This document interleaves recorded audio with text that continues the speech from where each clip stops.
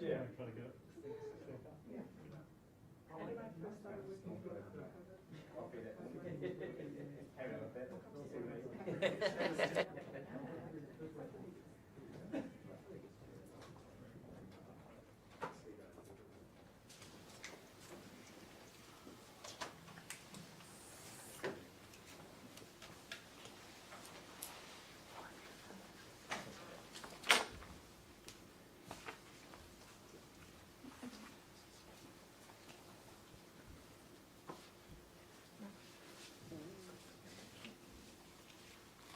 Well, kia ora koutou katoa, no mai haere ki te manatu hauora. Nice to see you all back here for today's update. Thanks very much for coming up. So today, a quick update on our Omicron response, including some of the key numbers from today, an assessment of where we are in the outbreak and what we can expect next. And then I'm going to hand over to my colleague here, our care in the community lead, Dr Joe Bourne, who will give an update on that aspect of the response. First of all, just some of the headline numbers from today. The detail will be in our standard 1 o'clock media release. There are 20,907 new cases today in the community, and the 7-day average of cases is 17,020. Unfortunately, we're reporting 15 new deaths today, and the 7-day rolling average of deaths related to COVID is 10 now, which is the highest it's been. We have 1,016 people in hospital today around the Motu, and of those 25 are in intensive care or a high dependency unit. Now, last Friday, Dr Anthony Jordan from the Northern Region Health Coordination Centre described that up there they were increasingly optimistic that they had seen the peak in Auckland. Our latest analysis confirms that COVID case numbers have indeed passed their peak in Metro Auckland and are on their way down in all 3 district health boards, counties Manukau, Auckland and Waitemata. Case numbers across Auckland today totalled 4,291, so about a third of what they were on the 4th of March, just 2 weeks ago. Our analysis also shows that the increase in case numbers across the rest of the country is also slowing. So in the 7 days to the 20th of March, case numbers nationally, and we've taken Auckland out of this, increased by just 1% compared to a 44% increase in the 7 days up to the 13th of March. So a much slower rate of increase around the country outside of Auckland. So saying, the pattern does differ by district health board.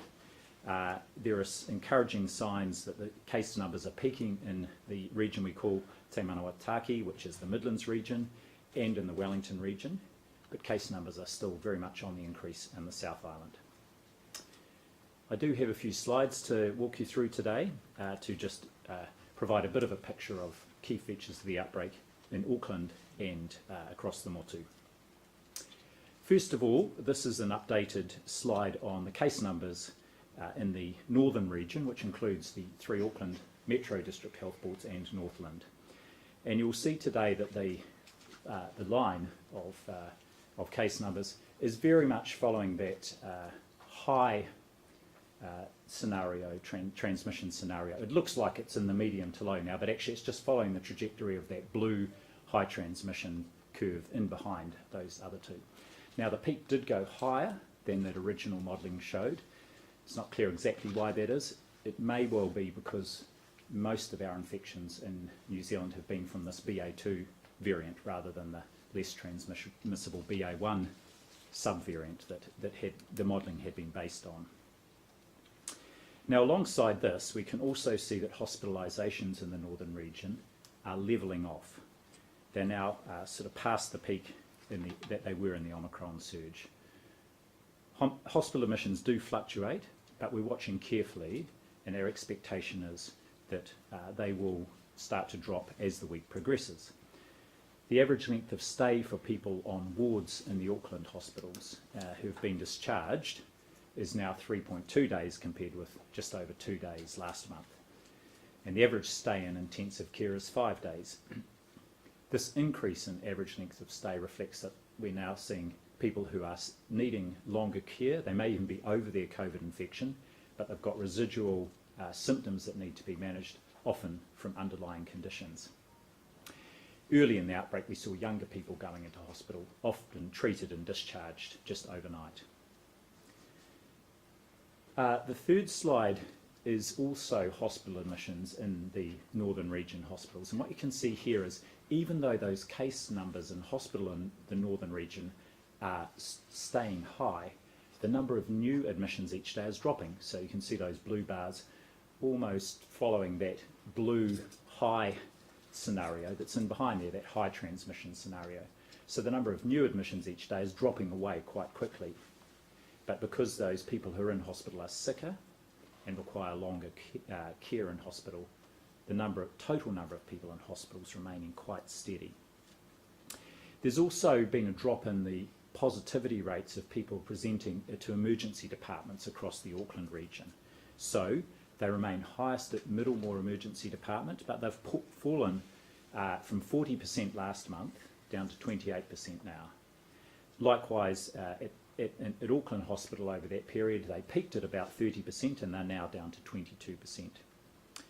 Waitemata's positivity rate of people just presenting to ED, all of whom are tested, Waitemata is at about 18%, that's quite steady, whereas up in Whangarei it's at 16% and still on the way up.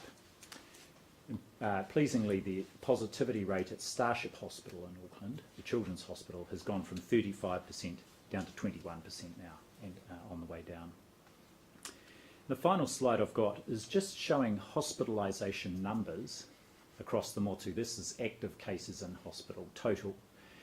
The blue bar is those that are in the Auckland regional hospitals, and you can see early on in this Omicron outbreak, most of them were in Auckland, that's where it started. But the proportion of total admissions that are in the Auckland region hospitals has dropped away over this last few days or week or two. So the admissions in the rest of the country are growing, and we will continue to see them grow. So I don't think we have peaked yet in terms of our total hospitalisation. That will generally be 1 to 2 weeks after the case peak. And just thinking about hospitalisation rates, if we think back to the Delta outbreak in Auckland, over the period of that Delta outbreak, the hospitalisation rate was around 8%, whereas in this Omicron outbreak in Auckland, it's been about 0.9%, so under 1%. So this confirms Omicron less severe in terms of symptoms, but of course much bigger impact on hospital and community services just because of the sheer number of cases. Now that hospitalisation rate will appear to increase over coming weeks, because as the cases drop, yet people remain in hospital, we'll see the denominator decline much quicker than the numerator. So we fully expect that rate to increase up to over 1, even 2%, and hospitalisations will decline, but more slowly. Likewise, it's important to remember that the number of deaths each day is also likely to increase and will take longer to decline. There is a delay between case numbers, of course, and hospitalisations and deaths. Our ongoing reporting will continue to indicate where we know the split between deaths that are because of COVID and those that are in people who happen to have COVID incidentally. And final comment just on our hospital and health system.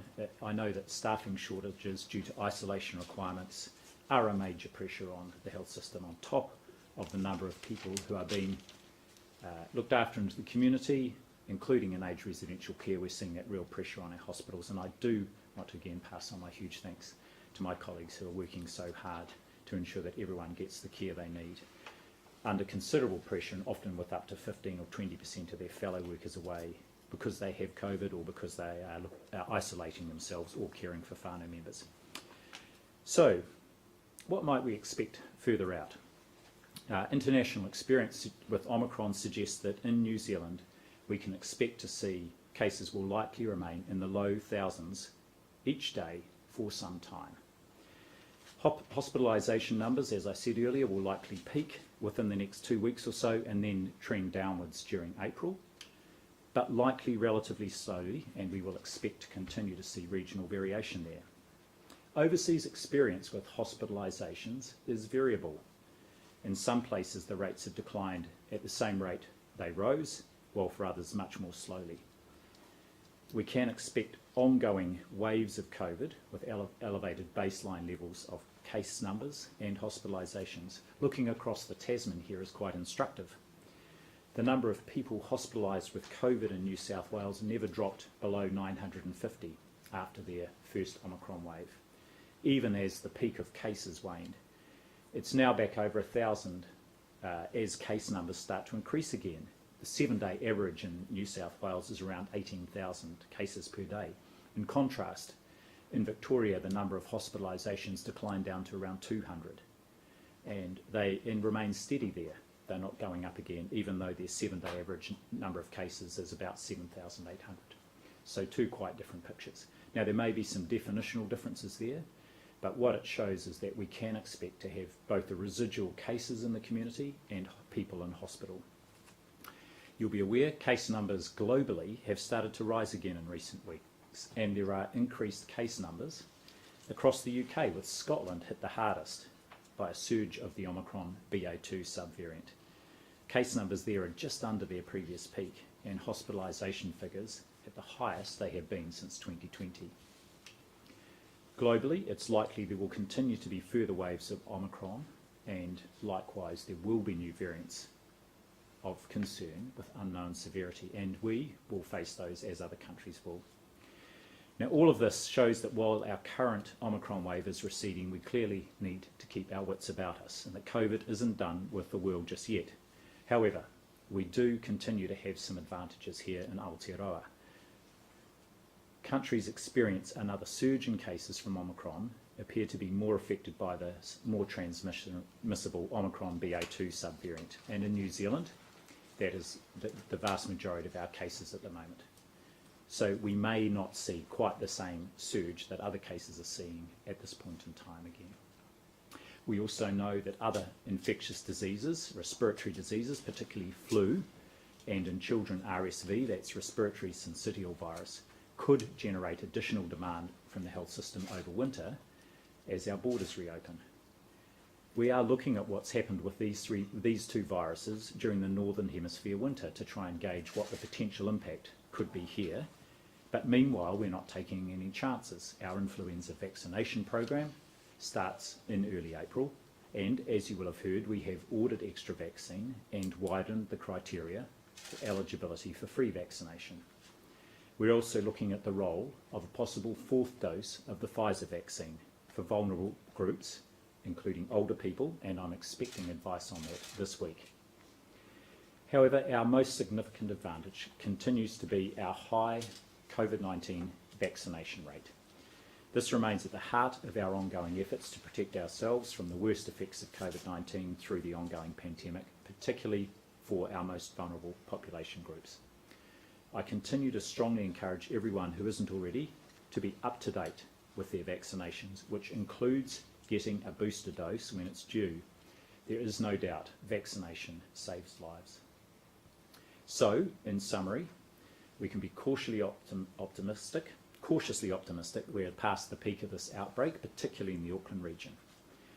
We don't know exactly how fast cases and hospitalisations will fall, and with colder winter months ahead, we need to remain vigilant to COVID and other respiratory viruses.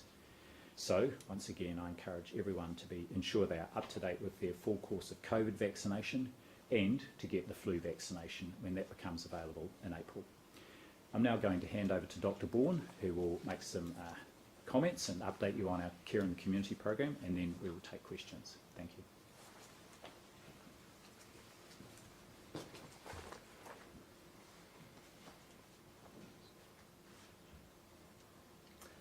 Kia ora koutou, and thanks for the opportunity to talk a bit about COVID care in the community and how we're supporting our communities to be safely looked after at home when they're able to do so. As Dr Bloomfield has just indicated, whilst we may be reaching a peak of COVID cases in the community, we're still seeing extremely high levels of engagement with people with general practices that are very much at the forefront of providing care. So compared with last year, general practices are having 15% more encounters with people each day compared with 2021. So those encounters may be face-to-face visits or telephone encounters. General practice and other primary care providers are constantly adapting how they're working to be able to deal with the number of cases that we're seeing. Those increases in activity for general practice aren't the same across the whole country, and so we're seeing the case numbers changing, that being mirrored in the number of encounters that we're seeing in general practice. So the numbers in Auckland are now starting to return to their normal levels compared with last year, but an area like the Hawke's Bay is seeing 33% more people than they were at this time last year. And then if we go into the South Island, Canterbury is now sitting at 30% more encounters each week compared with last year. And we would expect over the coming weeks for that trend to continue across the South Island. The increase in demand is being accommodated by general practice, urgent care providers and community pharmacies. And they're managing to do that despite their workforces also having to isolate, like hospital workforces having to isolate when they contract COVID themselves. But within those environments, they've got a smaller pool of staff, and so that can be really pretty challenging. But I guess what I want to do is reassure New Zealand that those vital services remain open. They don't have an option to close, they're remaining open. To support that, the Ministry of Health is opening up a database that we have of people who have made themselves available for clinical and non-clinical work to help with the response, and that's been utilised through the vaccine programme to date. So we're notifying primary care providers that that's another resource that they can tap into if they think that they need more additional staff, which I think is going to be really appreciated as people are understandably getting tired having been living with this for the past 2 years. I just want to put a reminder as well that not all illness that's being dealt with in the community is COVID. So the rest of the clinical services that we have in our communities are still available.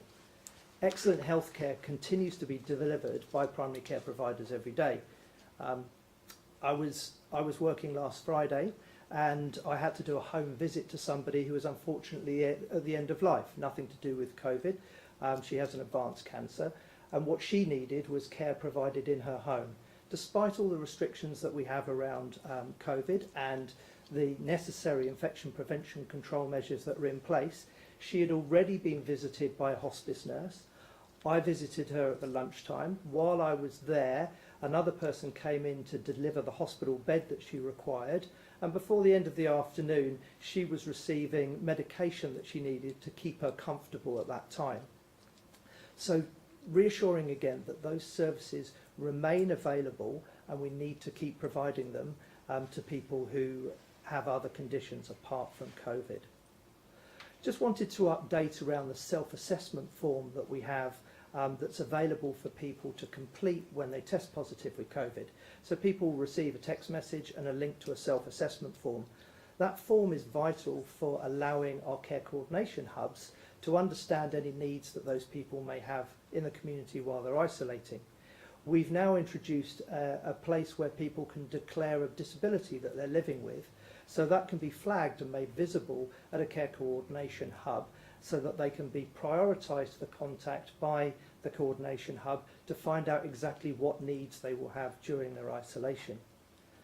Another part of that form that has been added is the ability for people to flag if they have a problem with where they're isolating. So an example of a case that we had recently is a woman who had recently moved from one part of the country to another. She didn't have secure accommodation. She tested positive for COVID, and while she was being assessed, it was identified that she would be isolating in a car. The clinicians in that case were able to contact the local care coordination hub, who could identify a camper van which she was given access to, and she was then able to park that on a friend's property so she could isolate safely.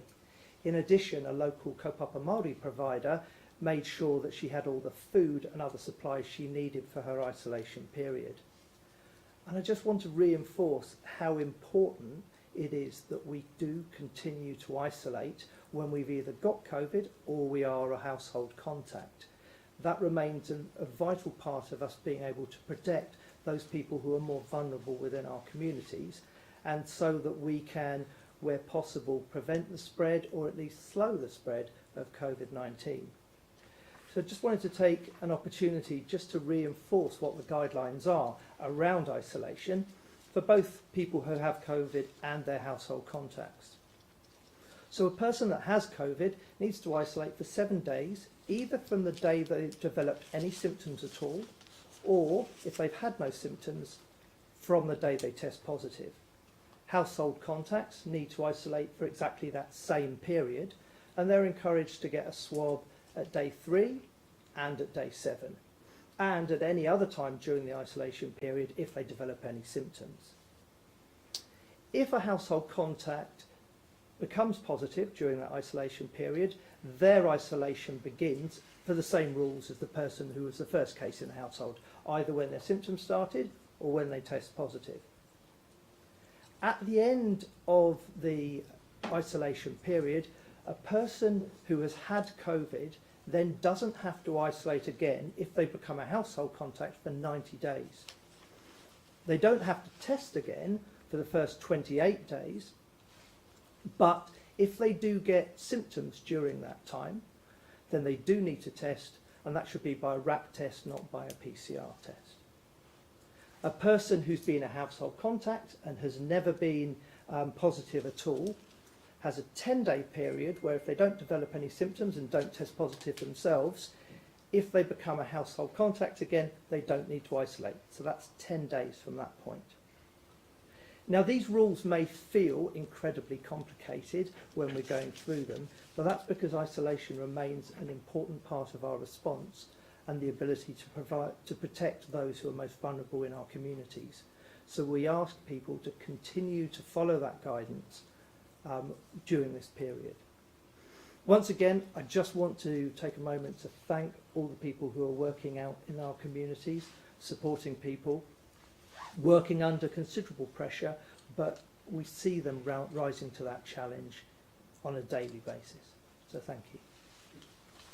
Dr. Bloomfield, you were talking about a 4th shot just before for the vulnerable. At this stage, is your thinking just for people who have underlying conditions, or could that be extended to the wider New Zealand population?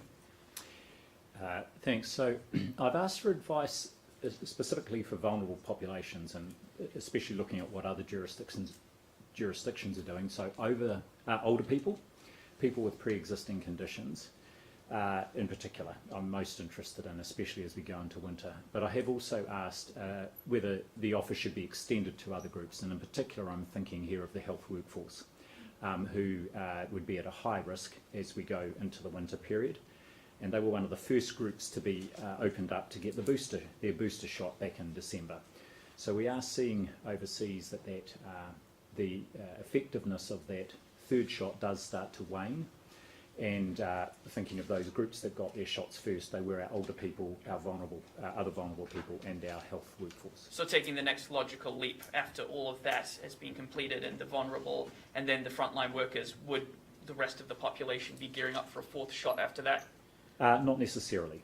And at the moment, I don't think there's any country, perhaps Israel, that's offering it more widely to the population, but even then, I'm not sure.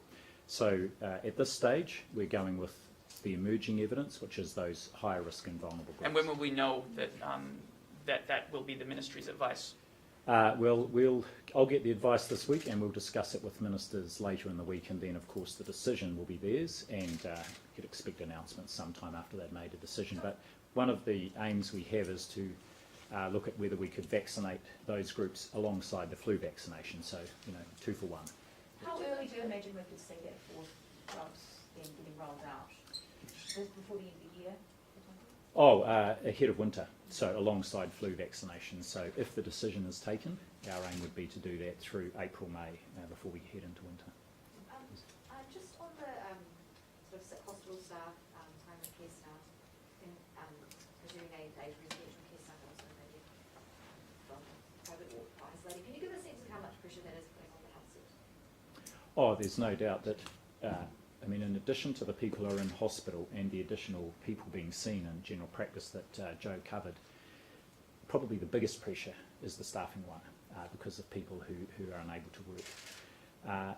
But this is what we've planned for, and there is a number of actions in place to deal with it, including redeploying staff within hospitals and across the community.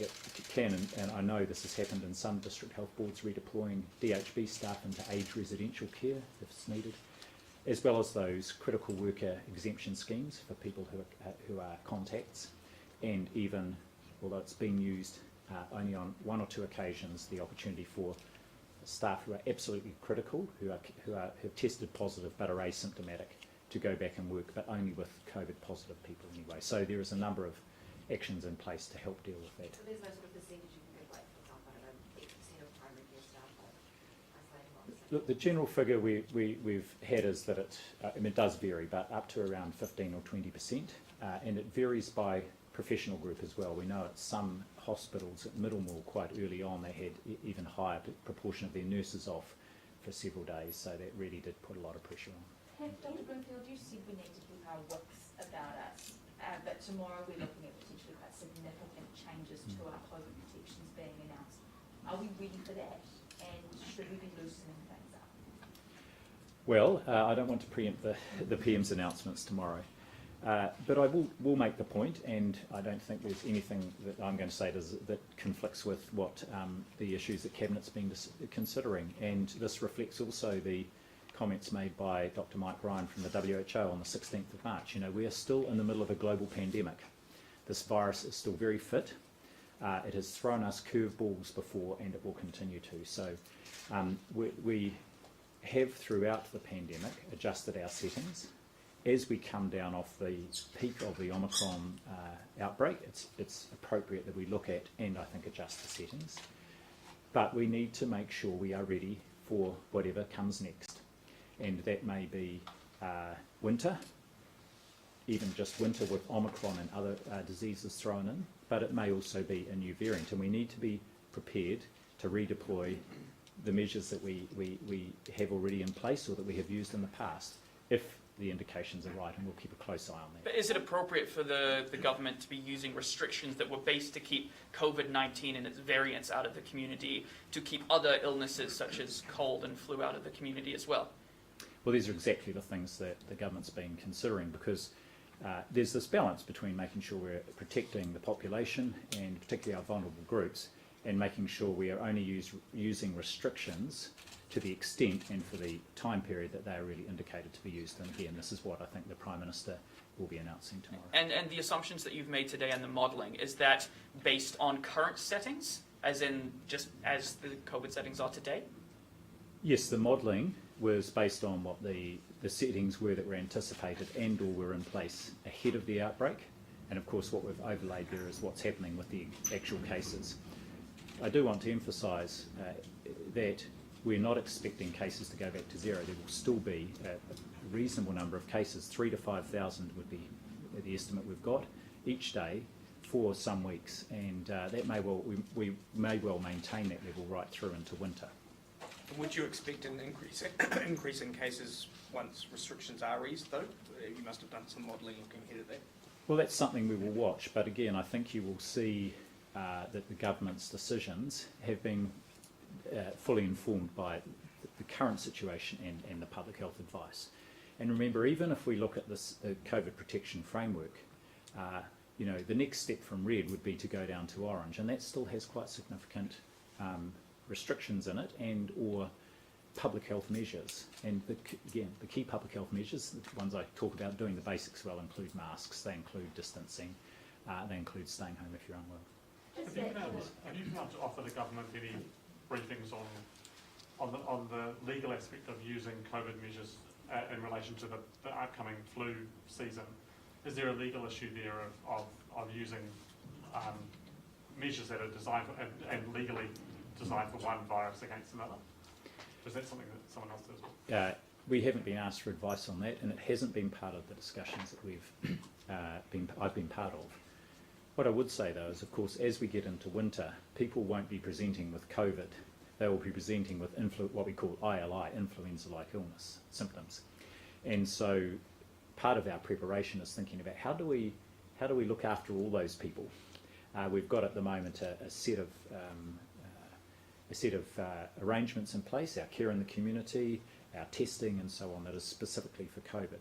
And so now we're thinking about what does that testing look like, what does the care look like as we go into a winter where people may well have flu or COVID or another respiratory illness, or for children it could be RSV. So this is part of our planning ahead of winter. Just back to the pressure on hospitals, has anyone with COVID had to be moved from one hospital to another because there weren't enough beds? No, that's not something that I've heard any reports of, and all our hospitals had dedicated COVID wards and or have reduced provision, for example, of planned care when they needed to ensure there were beds available for people. I should say that in addition to people being looked after with sort of hospital level care in hospital, there is also a program, particularly in the northern region, of hospital in the home, so quite intensive support for people, but ensuring they can remain in their own home.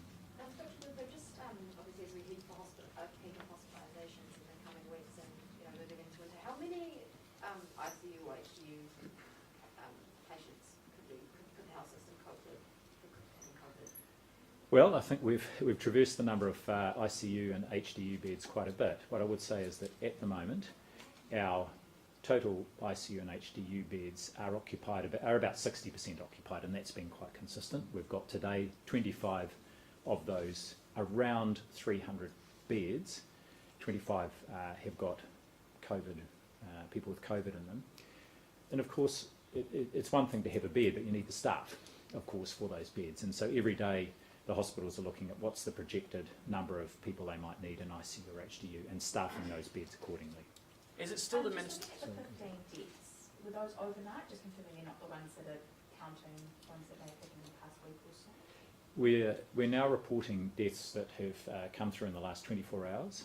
A couple of times in the last 2 or 3 weeks there's been a sort of bit of a backlog, as it were, and you'll recall last week we reported on one day 24 deaths, and 16 of those were ones that had come through over the preceding 2 or 3 weeks. We feel we're up to date now with the reporting, and so the figure each day is pretty much the number of deaths from the preceding 24 hours. And yesterday it was someone in their 20s, and over the weekend in New South Wales, a child aged 2 died from COVID-19. What does that tell you about this virus, or what should that be telling punters around the country who might not be taking things so seriously? Look, I think everyone understands that for some people, including people who were previously fit and well, like tragically the young child in New South Wales, they can get seriously ill and sometimes die. So this is not a trivial infection. And again, if we think about the number of flu-related deaths each year, it's around 500 or 600 in New Zealand in a typical flu season. We haven't seen that in the last couple of years because the borders have been shut.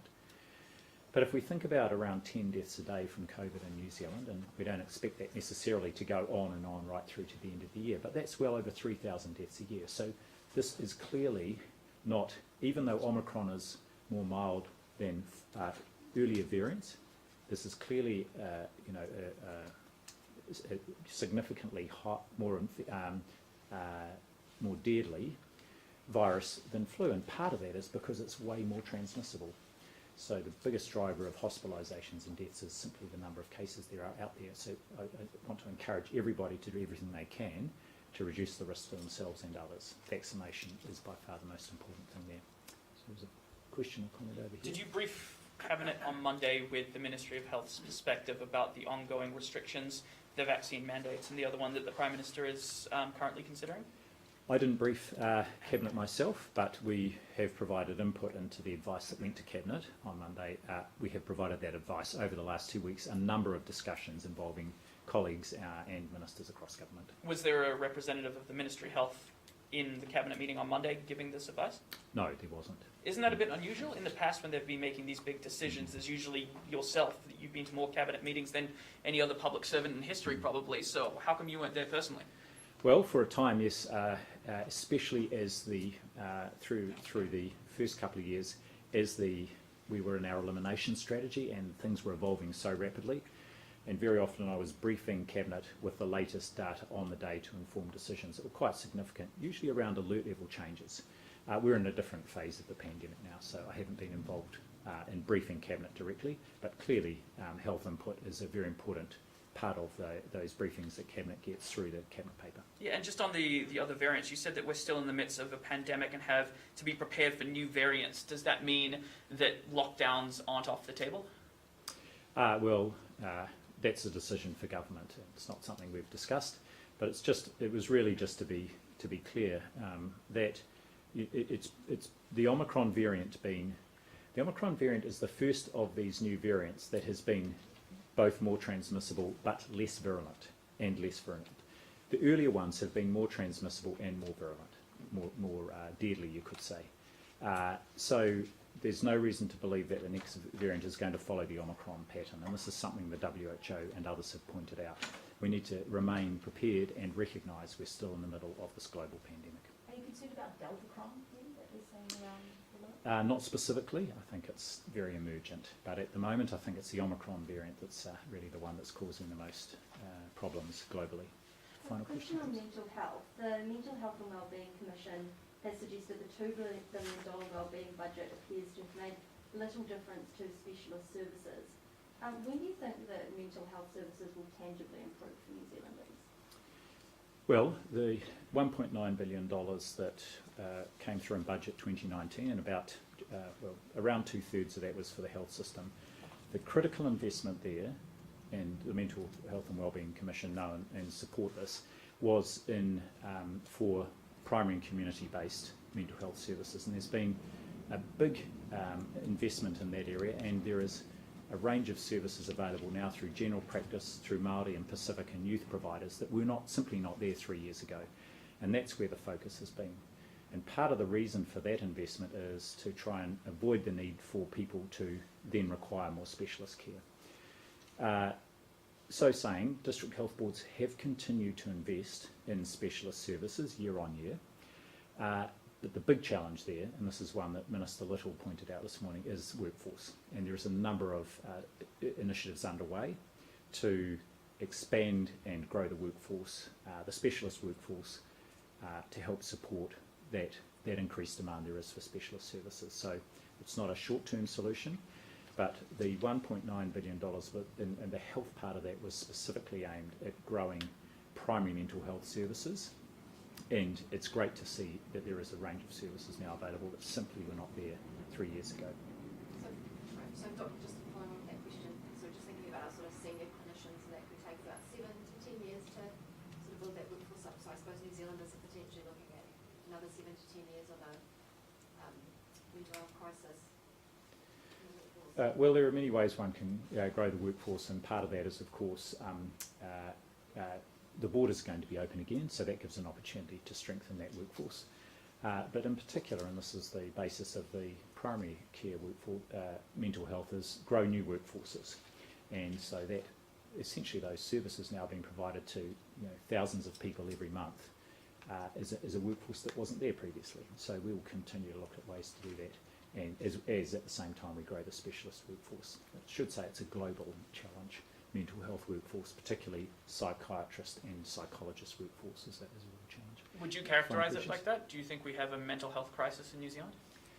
Look, you're probably aware I'm not a huge fan of the word crisis because I think it's used really liberally. There is no doubt we have significant mental health issues and challenges in the country, and the health system is one part of the response to that, and there are big workforce challenges there, and that's why the government has made this big investment there. What I would also say is I'm very thoughtful about the mental health and wellbeing impact of this experience through the pandemic, and I think that's something we need to be really alert to, and thinking about how we support individuals, whānau and communities to kind of maintain and improve their well-being as we go through, as we come into this third year of the pandemic. And that's a role for all of us, not just for mental health services. And you said that for the foreseeable future we're going to have in the low thousands amount of cases going forward. Is COVID just something that we in New Zealand and indeed the rest of the world just have to live with for the rest of our lives? I think COVID will be around for good, just as the first reported or known reference to influenza is in about the 11th century. It's something that's been with us. COVID, like other coronaviruses, will be here to stay. The question is just what sort of impact it will have on individual countries, communities, and globally. We're only 2 years into this virus having appeared, and so quite what the future holds, none of us know, but we need to be prepared. Good, thanks very much. Oh, sorry, Sorry, one final just on the question. vaccination rollout. Last week, Dr. Shane Ritchie said that the government's missed an opportunity to have rolled out the MMR and the COVID vaccine at the same time, and he said he's claiming around $8 million worth of MMR vaccine are going to waste. Is it possible to roll out both at the same time, and are any providers doing this? So this is something we have looked at because in particular for that age group, about 15 or 16 up to just over 30, where we know they're under-vaccinated, that's where we've been doing our catch-up campaign, and we've been looking at that for some months. Actually, logistically, it just didn't prove possible to do, partly because many of our vaccinations are being given out and have been the COVID vaccinations through those drive-through centres and our big vaccination clinics, and the vaccinators there are trained just to give the COVID vaccination. So logistically, it didn't prove possible. However, we have got some very advanced work on this, and within the next couple of weeks, we're planning to really ramp up the campaign to increase our MMR vaccination rates amongst tamariki at 12 and 15 month vaccination, but also that catch up for those 15 to 30-year-olds, and looking to see if we can do that alongside the COVID booster. So that's work in progress. Thanks very much, everybody. See you again.